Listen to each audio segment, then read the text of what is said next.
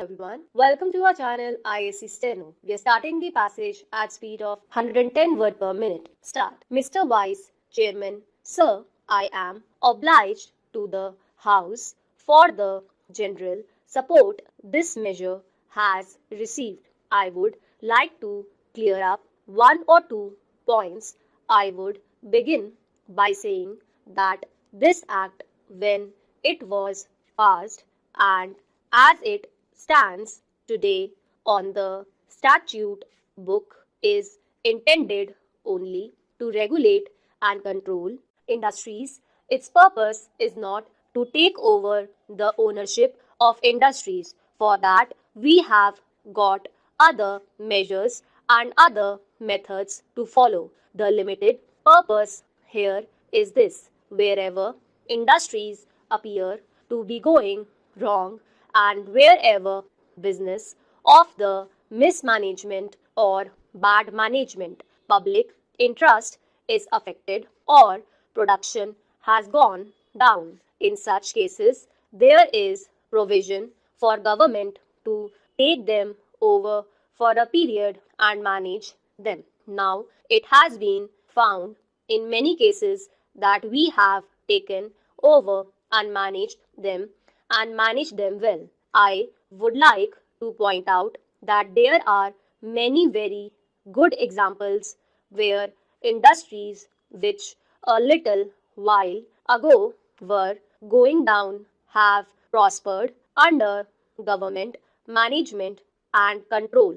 And in this period, the government has never used its power indiscriminately. In all these years, 12 undertakings were taken over and then handed back. 7 undertakings are today under the management of the government. One of the undertakings which is today under government management and which has occasioned this measure was in a rather bad way when government took it over about 7 years ago, and the government within the initial 5-year period of management improved its finances.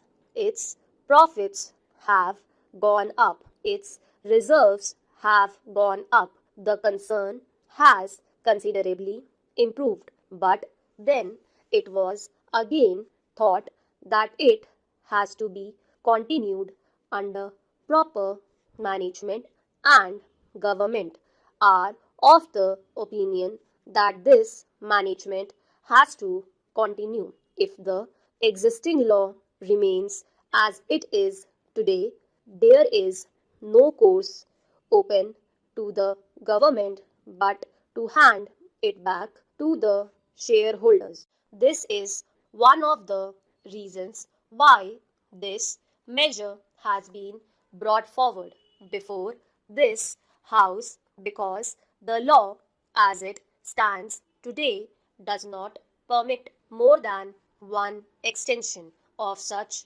management. So, I think that clears the point which was raised by some of my friends. There is nothing like unlimited extension. This act is not meant for government to virtually take over industries and continue indefinitely in control of them. I am in sympathy with some of the views expressed. It is true that we should take responsibilities which we should be able to discharge well, and I think even the most critical members will be satisfied that we have taken such responsibilities very selectively and discharged them well. It may be that there are certain concerns which were really beyond redemption, yet we have been making a sort of effort, and that effort is well worth it. Now, take the case of India Electric Works. Even as a working concern, it is still in bad shape. The government were compelled to take it over because otherwise it had to close down and a large number of workers were to be thrown out of employment. That was one of the reasons why we took it over. But then we cannot go on taking indefinitely such responsibilities at the cost of the taxpayers' money. There is a limit to it.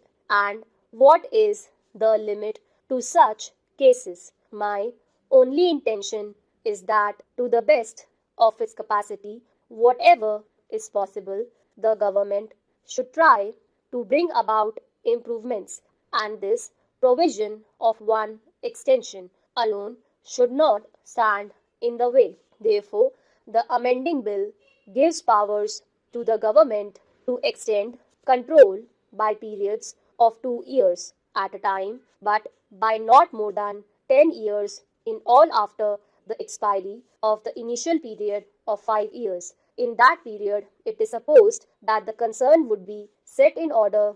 That is the intention. I am sure that this amendment will be helpful both to the private industry as well as to whatever the government does in such cases. It is desirable in every way.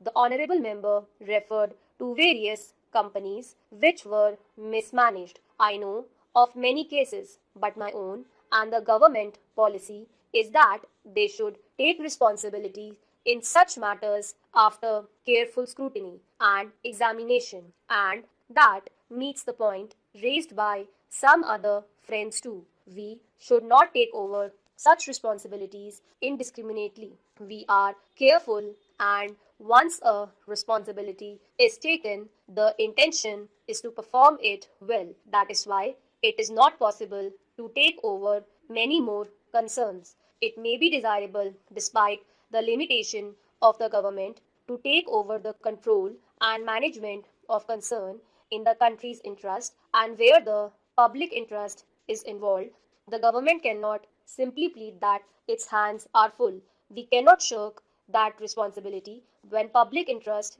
is involved. I can assure the House that we shall not hesitate to serve the public interest. Stop.